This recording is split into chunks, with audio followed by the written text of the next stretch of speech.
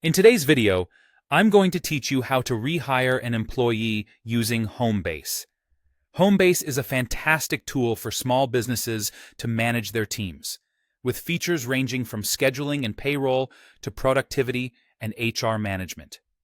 If you've used Homebase before, you might be familiar with its user-friendly dashboard.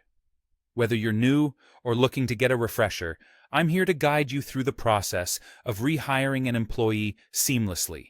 First, you'll want to navigate to your Homebase dashboard after logging in. Here, you're greeted with the Quick Start Guide, which is excellent for newcomers, as well as sections such as Schedule, Timesheets, and Payroll, which are critical for managing your daily operations. There's also a Team section, and that's where you'll want to head for this particular task. Click on the Team tab, which is specifically designed to give you a comprehensive overview of your current workforce. This area is also where you manage details related to individual employees. Now, find the list that shows your staff, and it should have an option to display current, former, and prospective team members. For a rehire, you'll want to switch your focus to former employees.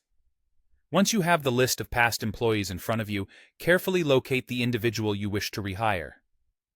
A well-organized list and search feature could come in handy here, allowing you to quickly find their name without sifting through too much information. Click on their name to bring up their employee profile. Here, you'll find pertinent details that were filled out during their previous tenure. Once inside the employee's profile, look for the option that allows you to modify their employment status. This is commonly found in the employee's details or settings. When you've located this, you should see an option to change their status to active or rehire. Select this option. Be sure to double-check their existing information, updating any details that might have changed since they were last employed. For instance, if they have a new address, contact number, or bank account for direct deposit, those updates should be made now. Post changes, make sure everything is correct before moving forward.